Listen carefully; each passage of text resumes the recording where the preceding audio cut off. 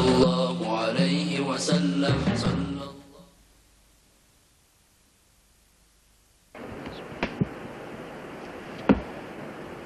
بسم الله نحمده ونصلي ونسلم على رسوله الكريم اما بعد. بسم الله الرحمن الرحیم.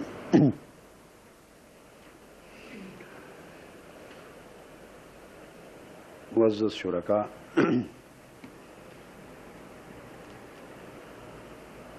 اللہ جل مجدہ کا شکر بجا لانے کے بعد میں یہ عرض کرنا چاہوں گا کہ آج کا موضوع جیسے کہ آپ کو معلوم ہے کئی اعتبارات سے بنیادی اہمیت کا حامل ہے.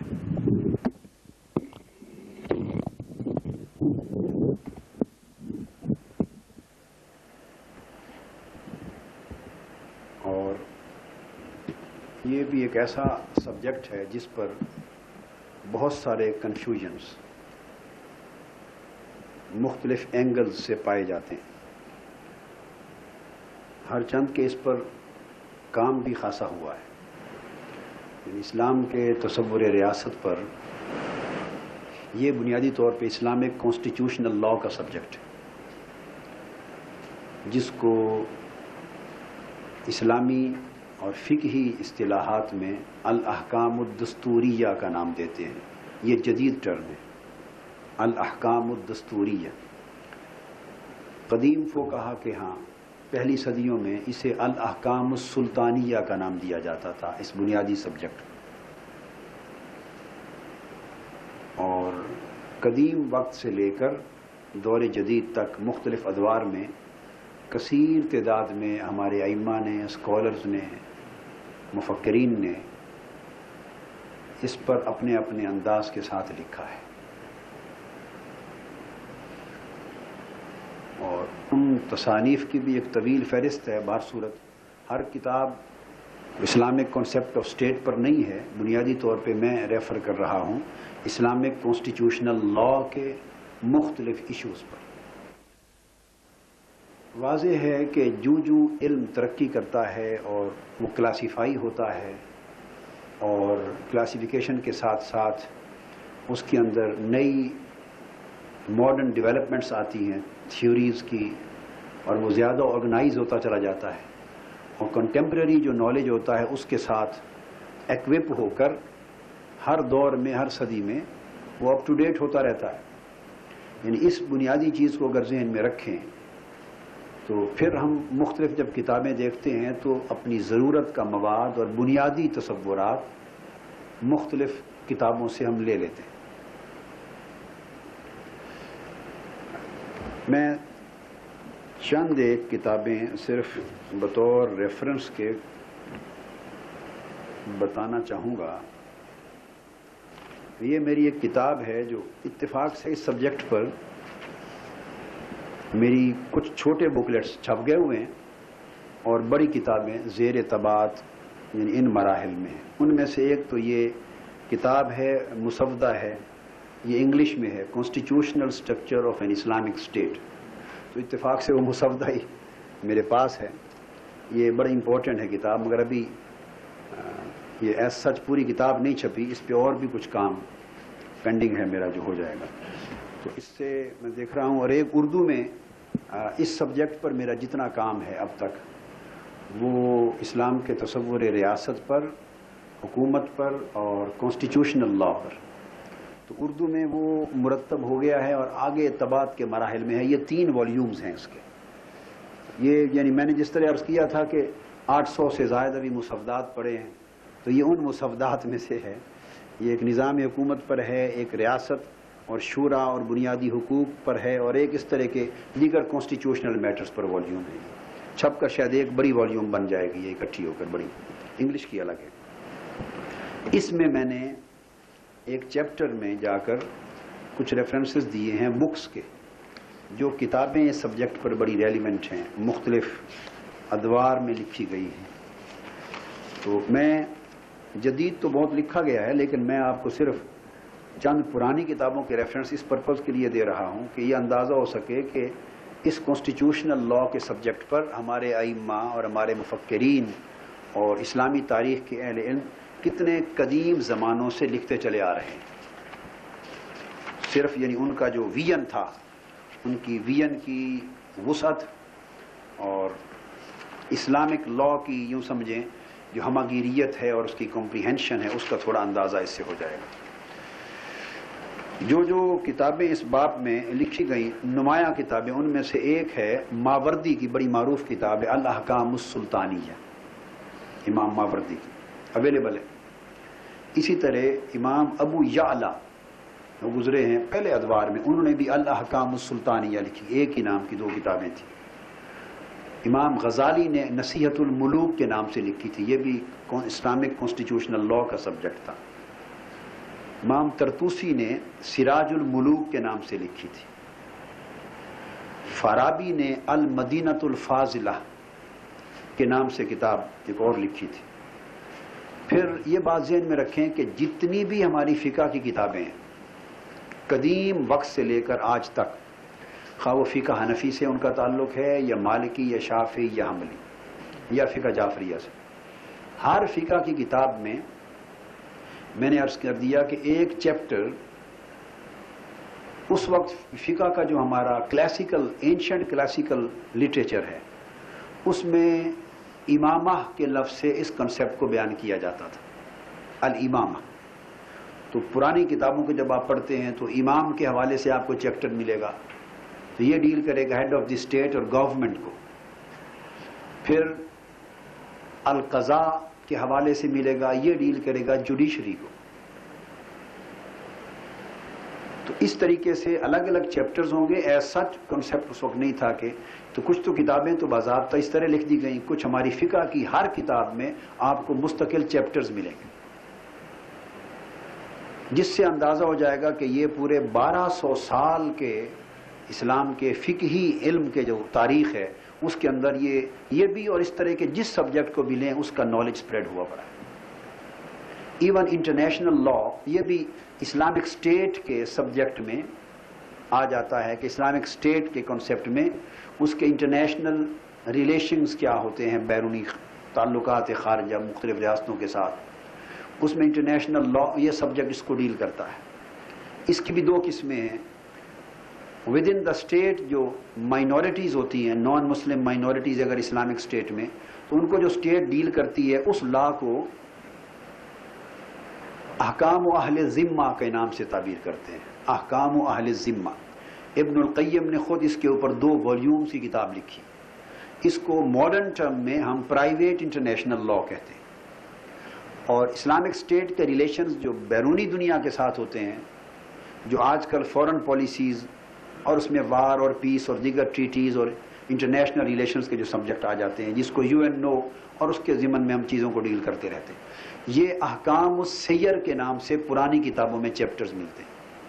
کہیں احکام السیر کے نام سے ملیں گے، ایون آپ بخاری اٹھائیں، مسلم اٹھائیں، کہیں المغازی کو ملیں گے یا لاز آف وار ملیں گے آپ کو.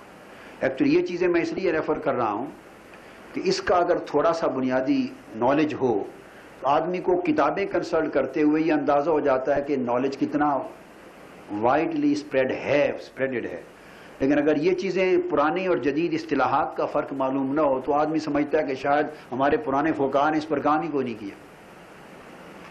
ادوار کے بدلنے سے ٹرمینالوجی بدلتی ہے. جیسے آپ آج احکام دستوریہ اس کو کہتے ہیں، پرانی کتابیں دیکھیں گے 1000 سال کا فقہ کا لٹریچر، احکام دستوریہ دستور کا لفظ نہیں ملے گا. وہاں احکام سلطانیہ ملیں گے، احکام الامامہ ملیں گے، احکام القضاء ملیں گے. تو آج کوئی سمجھ سکتا ہے کہ یہ تو سبجیکٹ ڈیل نہیں ہوئے. ایکچولی یہ ٹرمز ہیں جو بدلتی رہیں، کنسیپٹ اور ڈسکشن سبجیکٹ میٹر وہ ہے. تو میں عرض کر رہا تھا اسی طرح احکام السیر کے نام سے پبلک انٹرنیشنل لا، یہ بھی اسلامک اسٹیٹ کے دائرے میں ایک سبجیکٹ آتا ہے. اس کے انٹرنیشنل ریلیشنز کا ایسپیکٹ اس میں ڈسکس ہوتا ہے.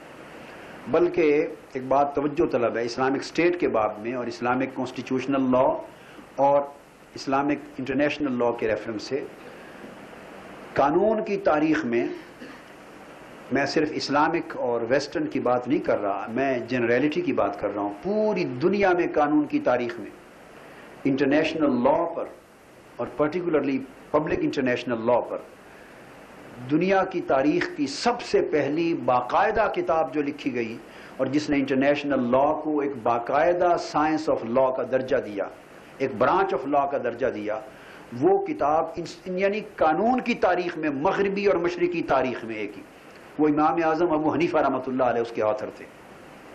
یعنی he is the founder of public international law and private international law. اس سے پہلے بھی بحثیں کتابوں میں ملتی ہیں. میں اسی طرف آنے والا. امام ابو حنیفہ رحمۃ اللہ علیہ نے خود بھی کتابیں تصنیف کی ہیں. یہ امپریشن بھی غلط ہے اور کم علمی کی وجہ سے بعض لوگوں کے ذہنوں میں پیدا ہوا. حنیفہ نے خود بھی جو کتابیں تصنیف کی ان میں 40 کے قریب مسانید ہیں، حدیث کے مجموعے ہیں، جو امام خارزمی نے بعد میں جامع المسانید 18 جامع المسانید کے نام سے آپ کے مختلف مسند جمع کیے. یہ کچھ باہمی تعصبات، کچھ کم علمی کی چیزیں لکھنے والوں نے تو یہاں تک لکھ دیا کہ ان کو صرف 18 حدیثیں کنوے ہوئی تھیں اور نریٹ ہوئی ہیں ان سے. امام ابو حنیفہ کو 18 حدیث، کسی نے یہ بھی لکھ دیا. اس پر بھی بحثیں چل پڑتی ہیں. تو 18 حدیثوں کے مجموعے انہوں نے روایت کیے جو امام خارزمی نے جامع المسانید کے نام سے جمع کیے. یہ بھی انہوں نے لکھے. ایک دو کتابیں اور بھی خود لکھی، الفقہ الاکبر، چھوٹی کتابیں لکھی. موسٹلی جو ان کا لیگل ورکس ہے وہ ان کے لیکچرز ہیں جو ڈائریکٹلی ان کے شاگردوں نے مرتب کیے ہیں. تو یہ بھی انہی کی تصانیف ہیں، وہ ان کے شاگردوں کی تصانیف نہیں ہیں. اور وہ 6 کتابیں بڑی بڑی، ان کو کتب و ظاہر الروایہ کہتے. ہمارے فقہ کے کلاسیکل لٹریچر میں ان کو کتب ظاہر الروایہ کہتے ہیں، یہ ٹرم ہے. تو یہ 6 کتابیں ہیں. یہ امام اعظم ابو حنیفہ کی ڈکٹیٹڈ بکس ہیں. انہوں نے ڈکٹیشن دی اور امام محمد نے ڈکٹیشن لے کے وہ کتابیں مرتب کی. تو وہ صرف کمپائل کرنے والے ہیں. میں اسی کے ریفرنس کی طرف آ رہا تھا. ان میں سے 2 کتابیں ہیں جو انٹرنیشنل لا پر ہیں. ایک کتاب السیر الصغیر اور ایک کتاب السیر الکبیر. السیر الصغیر پرائیویٹ انٹرنیشنل لا پر ہے اور السیر الکبیر انٹرنیشنل پبلک انٹرنیشنل لا پر ہے. تو یہ جو کتاب السیر تھی امام اعظم ابو حنیفہ کی، جس کو امام محمد بن حسن شیبانی آپ کے شاگرد نے کمپائل کیا ڈکٹیشن لے کر، اس کتاب کی پھر کومنٹری لکھی، شرح امام سرخسی نے. یہ ان کا ٹائٹل ہے شمس الائمہ سرخسی. انہوں نے اس پر کومنٹری لکھی. جی what exactly is our topic for today? Are we discussing the elements of the concept of an Islamic state, or are we just discussing everything that everybody knows about? No, we will discuss the concept of Islamic state. میں صرف giving references دینے کے لیے just in the beginning میں یہ دے رہا تھا کہ اسلامک اسٹیٹ کی انٹرنل لاز اور ایکسٹرنل پالیسیز دونوں subject, internally externally, subject matter ہماری 1200 سال کی تاریخ میں اویلیبل ہے. میں اس وقت صرف یہ بات کرتے ہوئے ریفر کر رہا تھا. میں اس کنسیپٹ پہ ڈائریکٹ اس کے بعد آ رہا ہوں. یہ میں میٹیریل ریفر کر رہا ہوں کہ یہ سبجیکٹ ایسا نہیں کہ آج کے آتھرز نے ہی ڈائریکٹلی اس پر لکھا ہو. بتانا چاہتا ہوں کہ ہماری کلاسیکل جو فقہ کی پوری 1200 سال کی تاریخ ہے اس میں اس وقت سے لے کر اس سبجیکٹ پر ہمارا بہت میٹیریل ہے اور اسی سے ڈیرائیو کر کے لوگ لکھتے آ رہے ہیں. تو میں فائنلی جو کہہ رہا تھا، تو انہوں نے 4 والیومز پر مشتمل شرح السیر لکھی. شرح السیر یہ اس کا ایک اینگل تھا. تو اسی طرح یہ ساری کتابیں تھرو آؤٹ ائمہ 4 کی اور اس کے بعد کی اب تک کتابیں لکھی جاتی رہی ہیں جو مختلف سبجیکٹس پر اسلامی ریاست کے تصور کو مختلف اینگل سے، یعنی امام ابو یوسف نے جب کتاب الخراج لکھی تو وہ بھی کنسیپٹ آف اسلامک اسٹیٹ ہی کے بعض ٹاپکس کو ڈیل کرتی ہے وہ کتاب. یعنی میں ریلیونٹ میٹیریل صرف آپ کو سورسز بتا رہا ہوں. تو کتاب الخراج اسپیسیفکلی عام سمجھا جاتا ہے کہ ٹیکسیشن لاز پر ہے، اور بے شک یہ ٹیکسیشن لاز کا میٹیریل زیادہ دیتی ہے، مگر اوورآل یہ اسٹیٹ پالیسیز کو ڈیل کرتی ہے، ایڈمنسٹریٹو رولز کو ڈیل کرتی ہے. اسلام کا جو کانسٹیٹیوشن اور اسٹیٹ کا سبجیکٹ ہے اسلامک اسٹیٹ کا، اس کے بہت سارے سبجیکٹس کو دیتی ہے. اس طرح ایک کتاب الاموال لکھی گئی ابو عبید قاسم بن سلام نے، اور ایک یحییٰ بن آدم نے کتاب الاموال والیومز پر ہے. یہ بھی اسلام کے کنسیپٹ آف اسٹیٹ کے بارے میں اسکیٹرڈ میٹیریل دیتی ہے. اوریجنل سورسز ہیں یہ ساری. تو اس طرح کی لے کر آج کے دور تک یہ کتابیں بیشتر زبانوں میں، عربک میں بھی اور ہماری اپنی اردو کے اسکالرز تک یہ کتابیں انڈو پاک سب کانٹیننٹ میں بھی کثرت سے لکھی جاتی رہی ہیں. تو یہ اس وقت خلاصہ گفتگو کا یہ ہوا کہ اسلامک لا کا کوئی بھی سبجیکٹ ہو، عام طور پہ امپریشن یہ ہے کہ جی طہارت کے حکام پر تو بڑا مواد ملتا ہے فقہ میں، نماز پر ملے گا، روزے پر ملتا ہے، حج پر ملتا ہے، زکوٰۃ پر ملتا ہے، عبادات پر ملتا ہے، اور اس سے زیادہ معاملات پر، میرجز پر، ڈیورس پر، وراثت پر، انہیریٹنس، ان چیزوں پر ملتا ہے. یہ ایک کنسپٹ ہے. ہم جب ان دو سکوپ سے آگے نکلتے ہیں جہاں اسٹیٹ لا آ جاتا ہے، کانسٹیٹیوشنل لا آ جاتا ہے، انٹرنیشنل لا آ جاتا ہے، اور اسٹیٹ کے ایشوز جو جوڈیشری کو ڈیل کرتے ہیں، آرگن آف دی اسٹیٹ کو، جو ایڈمنسٹریشن ایگزیکٹو کو ڈیل کرتے ہیں، جو لیجسلیچر کو ڈیل کرتے ہیں، اور ان سے ریلیٹڈ سبجیکٹس جب آ جاتے ہیں جو ہمارے کانسٹیٹیوشن کا اور اسٹیٹ کا سبجیکٹ ہوتا ہے، تو امپریشن ہمارے ہاں یہ ہے کہ شاید اس پر ہمارے اینشنٹ کلاسیکل اسلامک لا کے لٹریچر میں زیادہ مواد نہیں ہے. یہ بات میں نے اس وقت تک گفتگو یہ کی ہے کہ ہزارہا کتب سینکڑوں میں نہیں، اس پر انڈیپینڈنٹ بکس کی شکل میں یا کتابوں کے چیپٹرز کی شکل میں لکھی گئی 1200 سال کے لٹریچر میں، اور وہ بڑا وسیع لٹریچر ہے جو جدید سے جدید سبجیکٹ بھی وہ اسٹیٹ لا کا ہو یا کانسٹیٹیوشنل لا کا ہو یا انٹرنیشنل لا کا، اس کو وہ ہمارا مواد ڈیل کرتا ہے. بس صرف یہ کہ اس میں ڈیولپمنٹ چونکہ ہوتی چلی جاتی ہے تو ڈیولپمنٹ وقت کے ساتھ ساتھ پھر نئی بحثیں، نئے ایشوز اور نئے انداز آ جاتے ہیں. یہ اس کے سورسز اور میٹیریل کے بارے میں اس کے لٹریری سورسز کو ریفرنس میں نے کیا. اب ہم اسلامک کنسپٹ آف اسٹیٹ کے اس سبجیکٹ کی طرف آگے آ رہے ہیں سورسز کو ڈسکس کرنے کے بعد. اس میں پہلی بات جو میں عرض کرنا چاہوں گا وہ اسلامک کنسپٹ آف اسٹیٹ میں اسٹیٹ کی سگنیفیکنس اور اسٹیٹ کی نیسیسٹی، اس کی اہمیت اور اس کی ضرورت کا تصور اسلام میں اسٹیٹ اور گورنمنٹ کا کیا ہے. یہ بات بھی اس تصور کو واضح کرے گی، یہ سبجیکٹ اس اعتبار سے اس کا ایک ریلیونس یہ ہے کہ اسلام فقط ایک مذہب ہے یا ایک پورا دین ہے. اگر تو محض مذہب ہو تو پھر اس کی بنیاد پر کسی اسٹیٹ کے قائم کرنے کی نیسیسٹی نہیں رہتی. عیسائیت بھی ایک مذہب تھی، یہودیت بھی ایک مذہب تھی، اور بہت سارے مذاہب دنیا میں آئے اور بہت سارے انبیاء اور رسول دنیا میں آئے، وحی کی ہدایت لے کر آئے، مگر انہوں نے کوئی پورا ریاستی نظام نہیں دیا، سیاست کا نظام نہیں دیا، معیشت کا نظام نہیں دیا، اندرونی اور بیرونی دنیا کے ساتھ تعلقات کا، وار اور پیس کے سسٹمز اور لاز کا ایک پورا نظام نہیں دیا، اور ڈیمانڈ نہیں کی کہ ان لاز کی بنیاد پر کوئی اسٹیٹ قائم کی جائے. اسٹیٹ قائم کرنے کی ڈیمانڈ کوئی فلسفہ، کوئی نظام، کوئی ریولیوشن، کوئی ریلیجن تب کر سکتا ہے کہ وہ اسٹیٹ لاز دے، وہ کانسٹیٹیوشنل فریم ورک دے کہ اسٹیٹ بنانے کے لیے اس کا کنسپٹ کیا ہے، اس کے بیسک آرگنز کا تصور کیا ہے، وہ وجود میں کیسے آئے گی، اور اس کے بیسک کانسٹیٹیوشنل پرنسپلز کیا ہیں جن پر اسٹیٹ قائم ہوتی. تو جب تک کوئی دین یا کوئی مذہب یہ تعلیم پوری نہ دے اس وقت تک وہ اسٹیٹ کی ڈیمانڈ نہیں کر سکتا کہ اس کو قائم کیا جائے ایک نظام کے طور پر. اور اگر ایک نظام کے طور پہ اس کے قیام کی ڈیمانڈ کی جاتی ہے تو اس کا مطلب ہے کہ وہ مذہب نہیں ہے، وہ ایک فل فلیج دین ہے جو ہماری سیکولر ریلیجس لائف اور اسپرچل لائف کے ساتھ ساتھ ہماری سیکولر لائف کی انڈیویجول اور کولیکٹیو، نیشنل اور انٹرنیشنل سارے سفیئرز کی ضروریات کو پوری کرتا ہے. تبھی جا کے وہ ڈیمانڈ کرتا ہے کہ اسٹیٹ قائم ہو اور پھر اسٹیٹ کے لیے پورا کانسٹیٹیوشنل فریم ورک دیتا ہے. لہذا جب ہم یہ بات کرتے ہیں کہ اسلام ایک دین ہے، یہ ریلیجن نہیں، مذہب نہیں ہے. انگلش ٹرمینالوجی میں چونکہ دین کے لیے کوئی متبادل لفظ نہیں ہے انگلش ڈکشنری میں، اس لیے یہاں کے کنفیوژن کریٹ ہو جاتا ہے کہ ہم اسلام کے بطور دین ہونے کے تصور کو بھی بیان کرتے ہوئے ریلیجن کر کے ٹرانسلیٹ کرتے ہیں. اور جب ریلیجن کرتے ہیں یہ ایک ویسٹ کی ڈائیکوٹمی کی اور کنفیوژن کی بنیاد ہے کہ وہ پرابلم میں چلے جاتے ہیں کہ تمہارا تو مذہب ہے اور مذہب کا کیا تعلق اسٹیٹ کے ساتھ اور پولیٹکس کے ساتھ. ان کے ہاں چونکہ اسٹیٹ اور چرچ کی ڈویلٹی ہو گئی ہے. ریزن یہ ہے کہ ان کا مذہب اور ان کی بائبل کی ساری کتابیں یا ان کی گاسپلز اور بائبل ساری مل کر اسٹیٹ کا پورا تصور نہیں دے سکتی، کانسٹیٹیوشنل فریم ورک نہیں دیتی جس کی بنیاد پر اسٹیٹ قائم کی جائے.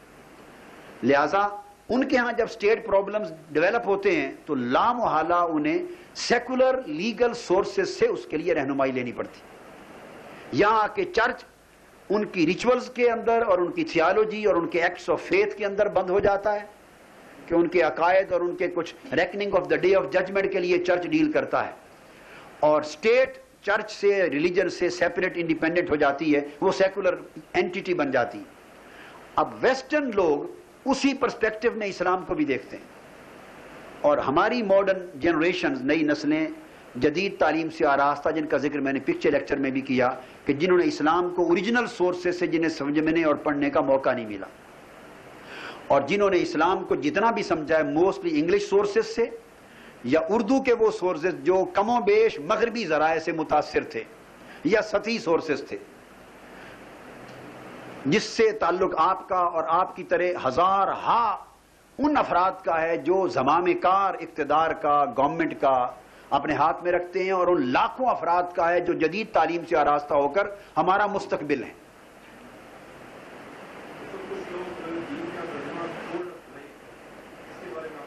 کوڈ آف لائف سمجھے کانسیپٹ ہے، یعنی ہم دین کو سمجھانے کے لیے، میں خود یہ کہا کرتا ہوں system of life, code of life, چونکہ ڈکشنری میں کوئی کمپیکٹ ٹرم نہیں ہے، تو جب اس کو ہم ایکسپلین کریں گے تو ہم اسی طرح کی ٹرمز کو یوز کریں گے کہ کمپلیٹ کوڈ آف لائف اور کمپلیٹ سسٹم آف لائف ہی کہیں گے۔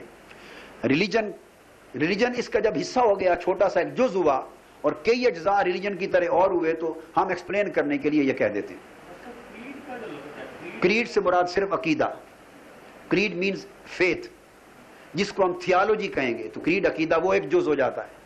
کریڈ ایک دین کا جز، ریلیجن مذہب ایک دین کا جز، جس میں نے عرض کیا کلچر اس دین کا جز، لا اس دین کا جز، پھر لا کے اندر عبادات، معاملات، پھر اس کے اندر عقوبات، law of punishments, civil laws, پھر لا آف ایٹیکیٹس، اس کو احکام الآداب کہتے ہیں، احکام العبادات ریلیجس لاز، پھر احکام المناکحات فیملی لاز، پھر عقوبات پینل لاز، پھر اس کے بعد آگے میں نے جیسے عرض کیا مالیات فسکل لاز، کمرشل لاز، پھر سول لاز کے لیے ہمارے معاملات، پھر آگے بڑھیں گے تو پھر عرض کیا میں نے انٹرنیشنل لاز کے لیے دو قسمیں، پرائیویٹ اور پبلک کے لیے احکام اہل ذمہ اور احکام السیر۔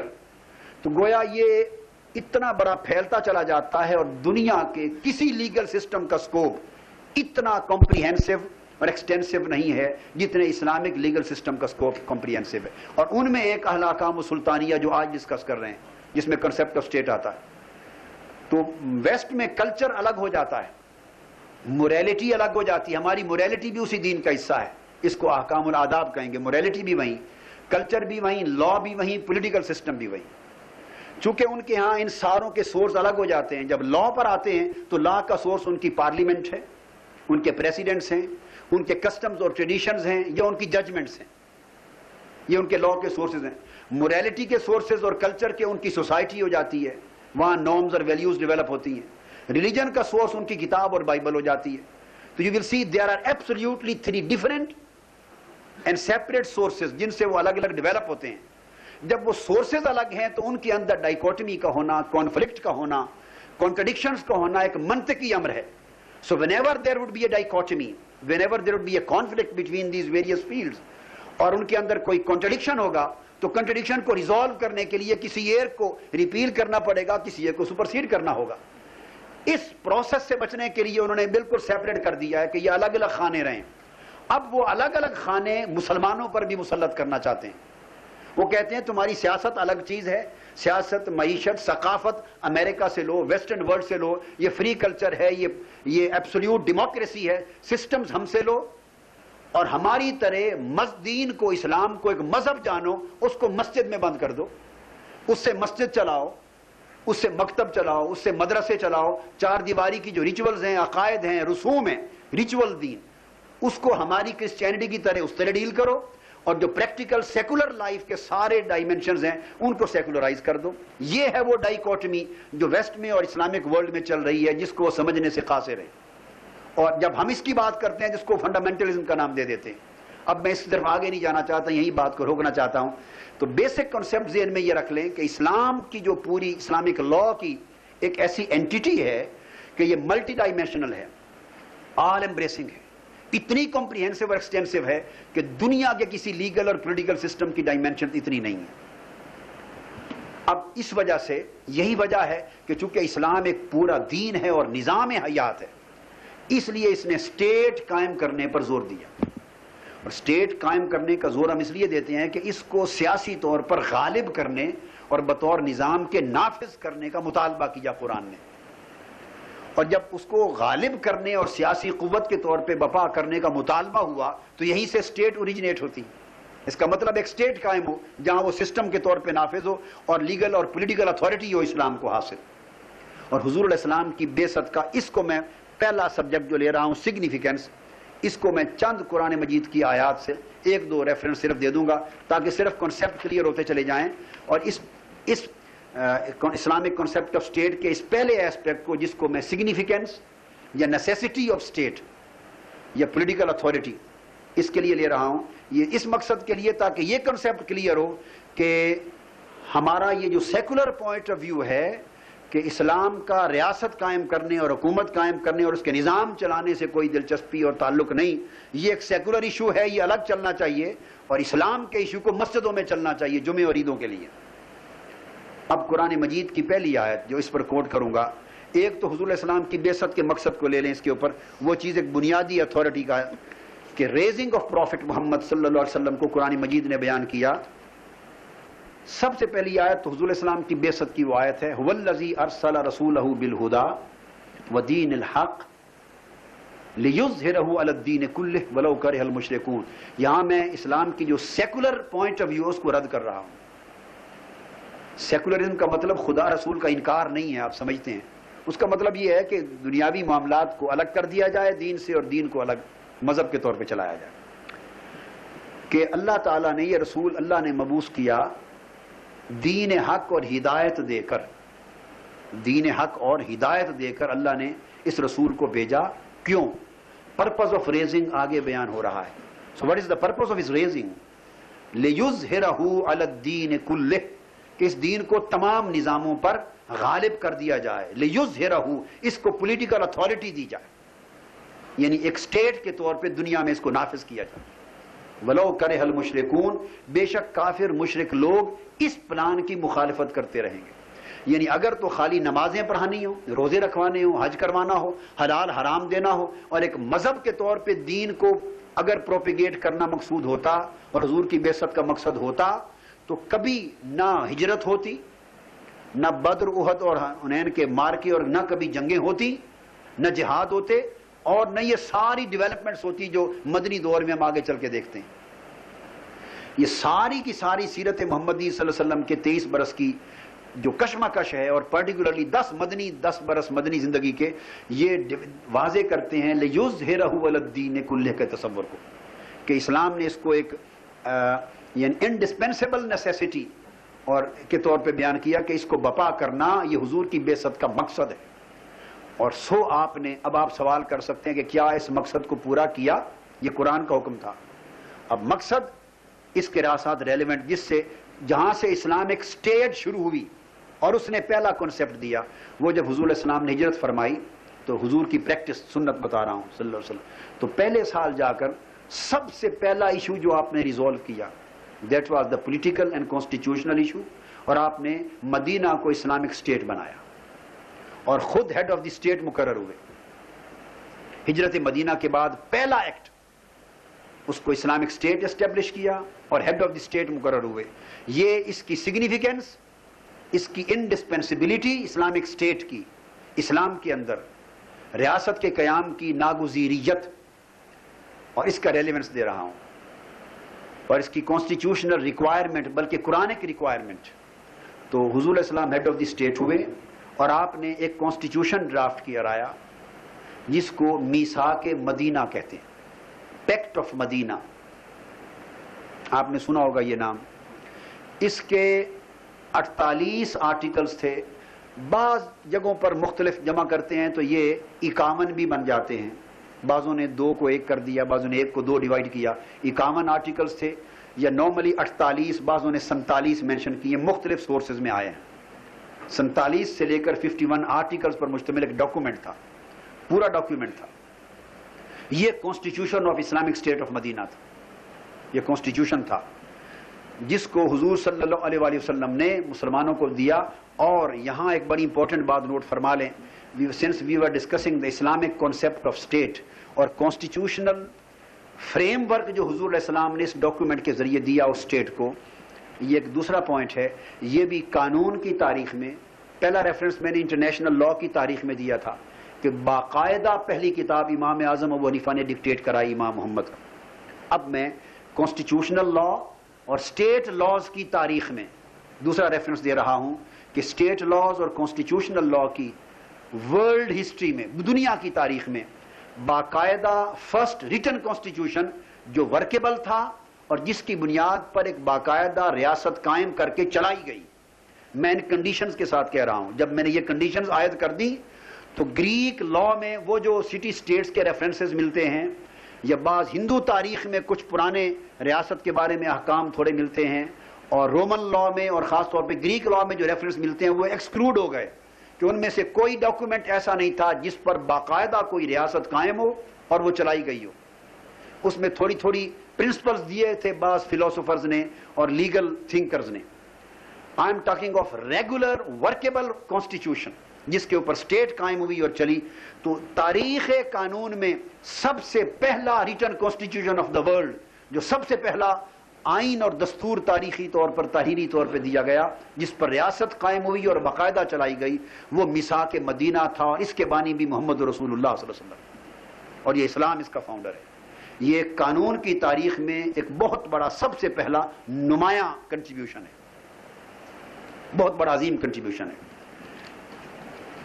اس کی جو نصوص ہیں, میں اس کا صرف جو پہلی شک ہے, یعنی صرف یوں نہیں کہ یوں ہی کچھ باتیں لکھوا دی تھیں اور اس کو باقاعدہ کانسٹیٹیوشنل ڈاکومنٹ کا درجہ نہیں دیا تھا. کوئی یہ بھی سوچ سکتا ہے کہ مسلمان لوگ ہیں, عقیدت مند ہیں, مسلمان ہیں, حضور کے ہم کلمہ گو ہیں, تو حضور نے ممکن ہے ایک جنرل ہدایات دے دی ہوں اور لکھ لی ہوں کسی نے اور ہم نے اس کو باقاعدہ کانسٹیٹیوشن کا نام دے دیا ہو. یہ ایک اعتراض ہو سکتا ہے, اور ویسٹرن بعض لوگ یا تنقید کرنے والے اسی طرح کی باتیں کرتے ہیں. اس لیے میں وہ ریفرنس دے رہا ہوں. I'm reading for you the first article of the Constitution.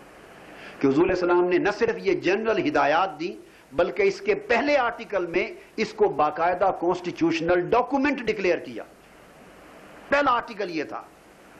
جیسے ہمارا کانسٹیٹیوشن آف پاکستان جب ہم دیکھتے ہیں تو اس کے پہلے میں لکھتے ہیں نا کہ یہ constitution Islamic Republic of Pakistan, اس کا یہ نام اور یہ اسکوپ ہوگا. پہلے آرٹیکلز میں اس کی ہم پوزیشن کلیئر کرتے ہیں. ایگزیکٹلی اندازہ کریں وہ امیوں کا اور ان پڑھ لوگوں کا اور جہالت کا دور, اور حضور صلی اللہ علیہ وسلم کسی کوئی مکتب, کوئی مدرسہ, کوئی لا کالج کہیں سے پڑھ کے نہیں آئے, اور نہ وہ سوسائٹی تھی. آپ دے رہے ہیں جو الفاظ تھے آپ کے سب سے پہلے, ھذا کتاب من محمد النبی صلی اللہ علیہ وآلہ وسلم رسول اللہ بین المؤمنین والمسلمین من قریش واہل یثرب ومن تابعہم فلاحق بہم وجاہد معہم. آپ نے فرمایا دس از اے پریسکرپٹ, یعنی کتاب document, this is a constitutional document, return document from Muhammad the prophet, the messenger of God, to operate among the faithful believers, to operate and regularize the relations between the faithful believers and the submission to the God from among the Quraysh and the people of Yathrib and those who may be under them, constitutionally under them, and join them, non-Muslim minorities, and take part in wars in their company. آپ اندازہ کریں کہ 5 اینٹیٹیز کو اس پہلے article میں include کر کے other دین مسلم community, کہ یہ وہ ڈاکومنٹ ہے جو کہ دیا جا رہا ہے محمد النبی صلی اللہ علیہ وسلم کی طرف سے, کہ جو مسلمانوں اور اہل قریش اور ان کے تابع رہنے والے نان مسلم مائنورٹیز جو سٹیزن ہو جائیں گے اور جو ان کے ساتھ معاہدہ کریں گے, انٹرنیشنل لا کی بات کی جا رہی ہے, جو ہمارے پیکٹ میں آئیں گے اور وارز میں ہماری کمپنی میں لڑیں گے, تحفظ کریں گے, ان ساروں کے درمیان ریلیشنز اور اسٹیٹ اور ان کے رائٹس اور افیئرز کو ریگولیٹ کرنے کے لیے یہ ڈاکومنٹ دیا جا رہا ہے. یعنی اسکوپ پورا دیا. یہ کانسٹیٹیوشن ڈاکومنٹ کی پہلی عبارت تھی, اور میں اس کے لیے بلایا ہوں مونٹگومری واٹ کی یہ کتاب ہے, political thought, Islamic political thought پر مونٹگومری واٹ کی. اس نے پورا ٹرانسلیشن بھی دیا اس کا. میں نے اس کے اپنی کتاب میں اس کا ٹرانسلیشن نہیں لیا چونکہ ان کی اپنی اپروچ ہے, ہم نے بصورت ہمارا مسلمانوں کا دیا ہوا. تو وہ جب شروع کرتا ہے اور اس کانسٹیٹیوشن کی بنیاد پر وہ کہتا ہے they are a single community distinct from other people, کہ جو لوگ اس ڈاکومنٹ کے اندر آ گئے وہ نیشن بن گئے. جسٹ امیجن کتنا بڑا اسلامک اسٹیٹ کو اسٹیبلش کرنے کے لیے ایک باقاعدہ کانسٹیٹیوشنل کانسیپٹ آف نیشن دیا جا رہا ہے کہ جن لوگوں نے اس ڈاکومنٹ کی اتھارٹی کو مان لیا وہ ایک سنگل اینٹی ہو گئے، ایک امت بن گئے اور وہ دوسروں سے ڈسٹنکٹ ہو گئے. یہاں سے اس کانسٹیٹیوشن کا آگے. اور نمبر 2 تھا verily they constitute a political unit as distinct from all other people of the world. تو اس ڈاکومنٹ کی اتھارٹی کو مان لینے والے ایک پولیٹیکل اینٹی بن گئے. اندازہ کریں کتنی بڑی عظیم کانسٹیٹیوشنل لیگل لینگویج استعمال کی جا رہی. اس سے اسٹیٹ کا آغاز ہوا اور کانسٹیٹیوشن دیا گیا. آگے پھر اس کی ساری تفصیلات. یہ حضور علیہ السلام کی بعثت کا مقصد تھا. اور اب میں صرف ایک ریفرنس، اس کے اوپر سینکڑوں آیات ہیں اس سبجیکٹ کو جو الیبوریٹ کرتی ہیں، سینکڑوں، مگر اب میں بہت زیادہ ریلیونٹ اور ایکسپریسولی ریلیونٹ جو آیت ہے، ایکسپریسو ہے، وہ کوٹ کر رہا ہوں. سورہ نور، یہ سورہ نمبر 18 ہے، ورس 55 to 57، 55 سے 57 تک ورس نمبر ہے. ارشاد فرمایا اعوذ باللہ من الشیطان الرجیم وعد اللہ الذین آمنوا منکم وعملوا الصالحات لیستخلفنہم فی الارض کما استخلف الذین من قبلہم ولا یمکنن لہم دینہم الذی ارتضی لہم ولا یبدلنہم من بعد خوفہم امنا ویعبدوننی ولا یشرکون بی شیئا. ارشاد فرمایا کہ اللہ نے اہل ایمان کے ساتھ، جو ایمان والے تم میں سے اور والے ان کے ساتھ یہ وعدہ کیا ہے. اور یہاں ایک میں ٹیکنیکل ایکسپلینیشن کر دوں. یہاں لفظ وعدہ بڑا کنفیوز کرتا ہے ذہنوں کو.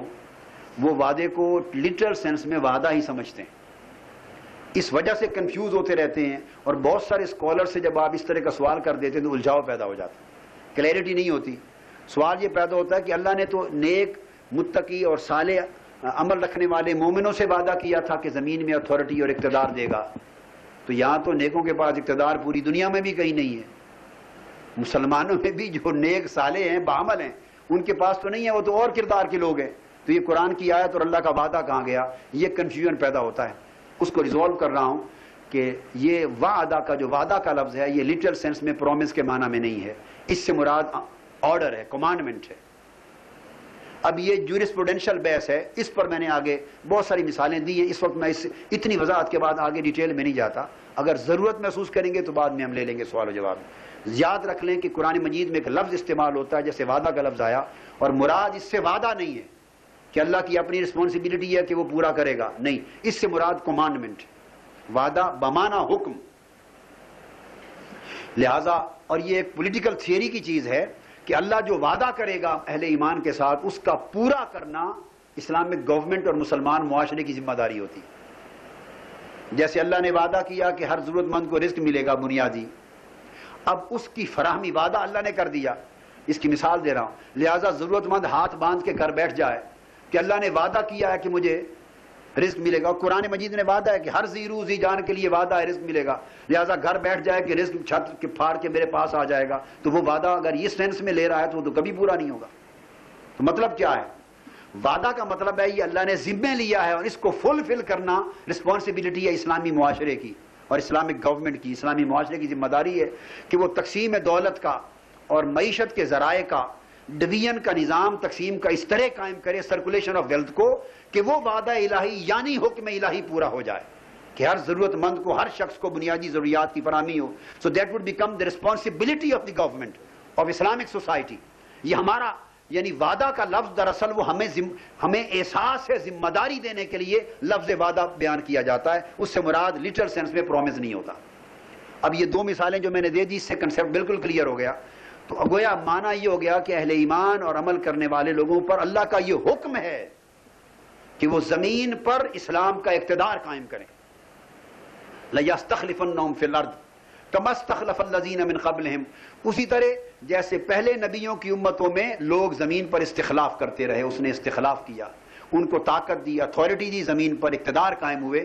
اسی طرح امت محمدی میں اہل ایمان اور عمل صالح رکھنے والے لوگوں پر یہ فرض ہے وعدہ الہی کے تحت کہ وہ سٹرگل کر کے زمین پر اسلام کی حکومت قائم کریں. اس کی پولیٹیکل اتھارٹی کو بپا کریں. اٹ مینس کہ اسلامک اسٹیٹ قائم ہو تاکہ وَلَا يُمَكِّنَنَّ لَهُمْ دِينَهُمُ الَّذِي ارْتَضَىٰ لَهُمْ، تاکہ اس اسلام کی پولیٹیکل اتھارٹی کے قیام اور اسلامک اسٹیٹ کے قیام کے ذریعے دین کو سٹیبلٹی ملے. گویا قرآن مجید نے واضح کر دیا کہ دین سٹیبل ہی نہیں ہو سکتا جب تک اسلامک اسٹیٹ قائم نہ ہو. دین کی ریلیجس سٹیبلٹی ڈیپینڈ کرتی ہے اسلام کی پولیٹیکل اتھارٹی پر. اسلامک اسٹیٹ قائم ہوگی تو دین کا تمکن ہوگا، اور اگر اسٹیٹ ہی اسلامک نہیں اور سیکولر ہے تو اس کے اندر دین بطور دین کے قائم نہیں ہو سکتا، بطور مذہب کے چلے گا، جیسے ہمارے ہاں چل رہا ہے 50 سال سے مذہب کے طور پر. وَلَا يُبَدِّلَنَّهُم مِّن بَعْدِ خَوْفِهِمْ أَمْنًا، اور اس طرح سے لوگوں کے خوف کو اللہ امن سے بدل دے گا. تو یہ جو لا اینڈ آرڈر کی پوری سچویشن کو ختم کرنا اور لوگوں کی جان مال اور عزت و آبرو کو تحفظ دینا، یہ اس اسلامک اسٹیٹ کی رسپانسبلٹی ہے. وعدہ الہی کے تحت اسلامک اسٹیٹ وہ ہوگی جو لوگوں کے ہر قسم کے خوف کو ختم کر کے ان کو امن اور امان کی ضمانت دے گی. یہ مقاصد ہیں اسلامک اسٹیٹ کے قیام کے. یہ ریفرنس میں نے آیت کا دیا اس سمجھانے کے لیے، اور بہت ساری میں نے عرض کیا کہ آیات اور احادیث اور ہیں. حضور السلام کا ایک فرمان یہ بھی ہے، کنز العمال میں یہ حدیث آئی ہے. حضور السلام نے فرمایا کہ اللہ تعالیٰ جو اقتدار اور حکومت کے ذریعے جن جن برائیوں کو دور فرماتا ہے وہ قرآن کی تبلیغ کے ذریعے ان کو دور نہیں فرماتا. یہ بڑی امپورٹنٹ حدیث ہے کنز العمال میں، کہ اللہ تعالیٰ حکومت اور اقتدار کے ذریعے سے، یعنی پولیٹیکل پاور اور گورنمنٹ کی اتھارٹی کے ذریعے جن برائیوں کا خاتمہ فرماتا ہے اور ان کو دفع کرتا ہے سوسائٹی سے، ایولز کو جو دور کرتا ہے، وہ قرآن کے ذریعے دور نہیں ہوتی. قرآن کے ذریعے سے مراد قرآن کی محض تبلیغ کے ذریعے سے وہ معاشرہ ان برائیوں سے پاک نہیں ہو سکتا. اس لیے نمبر 3، قرآن مجید نے اس آیت کریمہ میں اسلامک کنسیپٹ آف اسٹیٹ دیتے ہوئے اسلامک اسٹیٹ کے اندر گورنمنٹ کی جو بنیادی 4 ذمہ داریاں بیان کی، basic 4 responsibilities of Islamic government Islamic state میں، ان میں ایک یہ فرمایا الذین ان مکناہم، اگر ہم انہیں زمین پر تمکن دے دیں، یعنی زمین پر پولیٹیکل اتھارٹی دے دیں، اٹ مینز اگر وہ اسلامک اسٹیٹ اسٹیبلش کریں اور اسلامک گورنمنٹ قائم ہو جائے تو وہ کیا کریں گے اسلامک گورنمنٹ کے بہاف پر؟ اقاموا الصلاۃ، نماز کا نظام، یعنی مذہبی اور روحانی نظام قائم کریں گے، روحانی اقدار کا نظام، اور نظام صلاۃ قائم کریں گے. نظام صلاۃ سمبولک ہے، مراد صرف پنجگانہ نماز کی رسم نہیں، نماز اور اس کے دیگر تقاضوں کو سوسائٹی میں بپا کریں گے. وآتوا الزکوٰۃ، اور زکوٰۃ کا نظام قائم کریں گے. اٹ مینز اسلام کا اکنامک سسٹم لائیں گے. زکوٰۃ سمبولک ہے، یعنی پوری زکوٰۃ کا نظام نافذ کریں گے. آتبو اجتماعی طور پر، آتبو کا لفظ ہے اجتماعی طور پر. وَأَمَرُوا بِالْمَعْرُوفِ، اور اچھائی کا حکم دیں گے، اور حکم کے اندر ہاتھ سے اچھائی کو فروغ دینے کی ذمہ داری پوری کرنا بھی شامل ہے. وَنَهُوا عَنِ الْمُنکَرِ، اور برائی کو ختم کر دیں گے، برائی کو روک دیں گے. اور برائی کو روک دینے میں اسٹیٹ اتھارٹی کے ذریعے، گورنمنٹ اتھارٹی کے ذریعے ایول کا خاتمہ بھی ضروری ہے. تو یہ 4 ذمہ داریاں نبھائیں گے اگر وہ اسلامک گورنمنٹ قائم ہو جائے اور اسلامک اسٹیٹ قائم ہو. الذین مکناہم فی الارض، تمکن فی الارض کا لفظ بھی اسلامک اسٹیٹ کے قیام کے لیے استعمال ہوا. میں آپ کو ٹرمز دے لوں، کہیں قرآن مجید نے اسلامک اسٹیٹ کے قیام کے لیے لفظ استعمال کیا استخلاف فی الارض. 2 مین لفظ ہیں، میں آپ کو بتا دوں. یعنی جہاں یہ لفظ آئیں گے اس سے مراد اسلامک اسٹیٹ کا قیام ہے، اسلامک گورنمنٹ کا قیام ہے، اور اسلام کی پولیٹیکل اتھارٹی کو ایز اے سسٹم نافذ کرنے کا بیان ہے.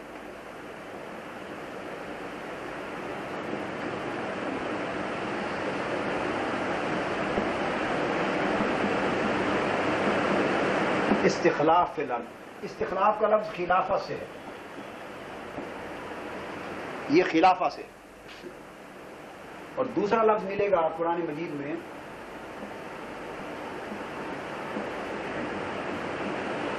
تمکن فی الارض، یا ایک لفظ ملے گا قرآن مجید میں اظہار علی الدین، یعنی جس کو قرآن نے کہا لیظہرہ علی الدین کلہ. اظہار کا مطلب ہوتا ہے پاور اور اتھارٹی کو ڈومینیٹ کرنا، یعنی پولیٹیکل اتھارٹی، اسلام کی اتھارٹی کو قائم کرنا. اور اس کے علاوہ اور بھی مختلف الفاظ اور مختلف سینسز ملیں گے، مگر یہ مین 3 ٹرمز ہیں، علاوہ بھی اس کے ہیں. اس سے یہ اسٹیبلش کرنا مقصود ہے کہ بعض اوقات لوگ یہ سوال کر دیتے ہیں اور انہیں کنفیوژن ہوتا ہے کہ قرآن میں کہاں ہے کہ اسلامک اسٹیٹ قائم کرو، یا پولیٹیکل اتھارٹی اسلام کی ہونی چاہیے، یا گورنمنٹ قائم ہو، یا یہ سبجیکٹ قرآن نے کہاں بیان کیا. جہاں سینکڑوں آیات اس سبجیکٹ سے متعلق ہیں، سینکڑوں، وہاں کچھ آیات ایسی ہیں جو ڈائریکٹ کمانڈمنٹ دے رہی ہیں، امپیریٹو آرڈر ہے کہ اسلامک اسٹیٹ اور اسلام کی پولیٹیکل اتھارٹی کو ایز اے سسٹم انفورس کرنا. ان میں سے چند بڑی کلیئر اور ایکسپریسو ٹرمز میں نے بیان کی ہیں: اظہار، استخلاف اور تمکن. 3 لفظ لکھیں. اور ایک حدیث ہے، حضور صلی اللہ علیہ وسلم نے فرمایا لا اسلام الا بالجماعہ، لا جماعت الا بالامارہ، ولا امیر الا بالسمع والطاعہ. سیدنا فاروق اعظم نے بھی یہ نیریٹ کیا. فرمایا گیا کہ اسلام کا وجود نہیں ہے اجتماعیت کے بغیر. اسلام کا کوئی وجود نہیں ہوگا بغیر اجتماعیت کے. اور اسی جگہ فرمایا اور اجتماعیت کا کوئی وجود نہیں ہے بغیر امارت، یعنی نظام حکومت قائم کرنے. امارت مینز گورنمنٹ اپوائنٹ کرنا، کوئی امیر ہو، ہیڈ آف دی اسٹیٹ ہو، اور ایک پورا سسٹم بنایا جائے. گویا امارت کے نظام کے بغیر اور امیر قائم کیے بغیر اجتماعیت کا وجود نہیں، اور اجتماعیت کے بغیر اسلام کا وجود نہیں، اور سمع و طاعت، اوبیڈینس کے بغیر امارت یعنی گورنمنٹ کا کوئی وجود نہیں. لا امیر الا بالسمع والطاعہ، یعنی یہ آیت ہے جس نے اسلام کی پولیٹیکل تھیوری دی ہے، پوری پولیٹیکل سائنس دے دی ہے، پوری پولیٹیکل تھیوری. یہ حدیث ہے حضور کی، یعنی ایک ہی فکرے میں 3 جز بیان کر دیے. میں نیچے سے چلتا ہوں، کنسپٹ ہوگا. فرمایا کہ اوبیڈینس کے بغیر there is no concept of government without obedience, and there is no concept of collectivity without establishment of a government, and there is no concept of Islam without establishment of collectivity society. قرآن مجید یہ حدیث ہے جس میں حضور علیہ السلام نے پورا کا پورا تصور. اور بہت ساری احادیث ایسی ہیں جس میں حضور نے فرمایا کہ تمہارے اوپر فرض ہے کہ کوئی امیر یا خلیفہ مقرر کرو. اٹ مینز اسلامک اسٹیٹ اور اسلامک سوسائٹی اسٹیبلش کرو جس کا ہیڈ آف دی گورنمنٹ ہو اور اسلام کا نظام قائم کیا جائے. ایسی درجنوں احادیث بخاری مسلم میں موجود ہیں جہاں فرض قرار دیا گیا. یہ فرائض میں سے. تو یہ تو تھا اس کا سگنیفیکینس یا اس کی نیسیسٹی کا ایسپیکٹ جو میں نے لیا. اب ہم لیتے ہیں اگلا، اس اسٹیٹ کا کانسیپٹ. جی میں کوسچن کو جو ٹائم ہم زیادہ دے رہے ہیں اینڈ پر رکھ لیں تو بہتر ہوگا کہ اس میں اگر آپ شامل اس پر ایک سوال یہ ہے کہ جو آپ تصور ریاست دے رہے ہیں، جی، اس